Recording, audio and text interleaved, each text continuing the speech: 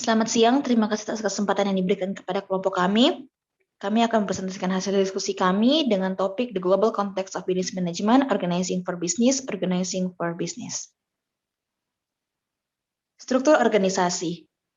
Apa itu struktur organisasi? Secara garis besar, struktur organisasi perusahaan merupakan suatu tingkatan atau susunan yang berisi pembagian tugas dan peran perorangan berdasarkan jabatannya di perusahaan. Umumnya, struktur perusahaan disusun dalam bentuk bagan atau garis hierarki dan berisi deskripsi dari tiap komponen perusahaan. Penentu struktur organisasi, yang pertama pandangan awal tentang apa yang menentukan struktur adalah tujuan serta strategi organisasi, yang kedua besaran, yang ketiga teknologi, yang keempat lingkungan, yang kelima kelemahan pandangan strukturalis.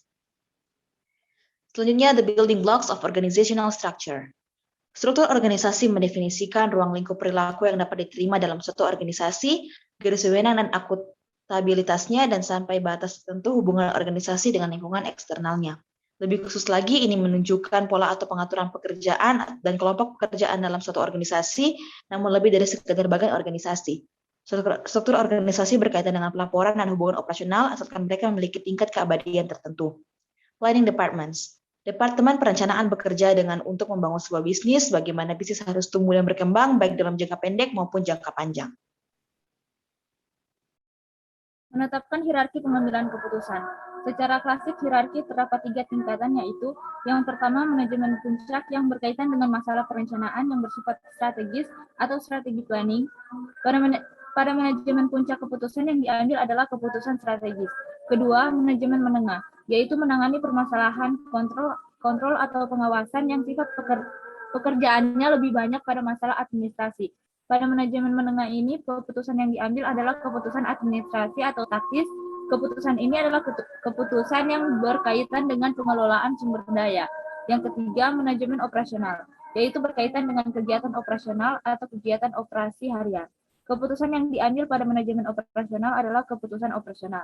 Berdasarkan lingkungannya, yang pertama, pengambilan keputusan dalam kondisi pasti. Kedua, pengambilan keputusan dalam kondisi resiko. Ketiga, pengambilan keputusan dalam kondisi tidak pasti. Keempat, pengambilan keputusan dalam kondisi konflik. Faktor-faktor yang mempengaruhi pengambilan keputusan, yang pertama, keadilan internal organisasi. Kedua, keadaan eksternal organisasi.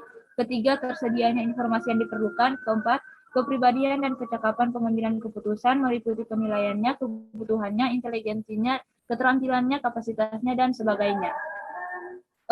Organisasi tinggi dan datar. Organisasi datar atau flat organization adalah struktur organisasi dengan sedikit atau tidak ada tingkatan manajemen antara eksekutif, puncak, dan pekerja. Organisasi tinggi atau tall organization adalah struktur organisasi dengan banyak lapisan hierarkis dan otoritas. Ini adalah struktur piramida dengan jumlah manajer tingkat menengah yang relatif besar. Baik, diberikan kesempatan untuk kelompok B memberikan pertanyaan atau masukan, dipersilahkan. Baik, terima kasih atas kesempatan yang telah diberikan. Saat ini saya akan bertanya. Pertanyaan saya untuk materi yang nomor 2. Sebutkan 3 faktor yang menolak keterkaitan strategi dan struktur organisasi. Terima kasih atas pertanyaan yang diberikan. Saya akan menjawab. Faktor yang menolak keterkaitan strategi dan struktur organisasi adalah yang pertama, kebebasan manajerial atas perubahan strategi, mungkin lebih sedikit dari dikatakan. Yang kedua, jika tingkat persaingan rendah, maka ketinggalan tersebut dapat mengakibatkan interaksi antara strategi dan struktur organisasi terlihat hampir tidak berhubungan. Dan yang ketiga, yang terakhir, struktur dapat menentukan strategi ketimbang sebaliknya. Terima kasih. Baik, dipersilahkan lagi untuk kelompok B. Jika ada pertanyaan atau masukan, dipersilahkan. Bisakah kalian sebutkan beberapa keuntungan organisasi datar? Saya akan menjawab pertanyaannya. Yang pertama, meningkatkan tingkat tanggung jawab dan kreativitas karyawan. Kedua, menghilangkan kelebihan lapisan manajemen dan meningkatkan koordinasi dan kecepatan komunikasi antara karyawan. Ketiga, tingkat manajemen yang sedikit membuat proses pengambilan keputusan menjadi lebih mudah di antara karyawan. Keempat, menghilangkan gaji manajemen menengah berarti mengurangi biaya. Ya, dipersilakan lagi untuk kelompok B jika ingin memberikan pertanyaan atau masukan terkait dengan materi kami, dipersilakan. Baik, terima kasih atas kesempatan yang diberikan. Saya hanya akan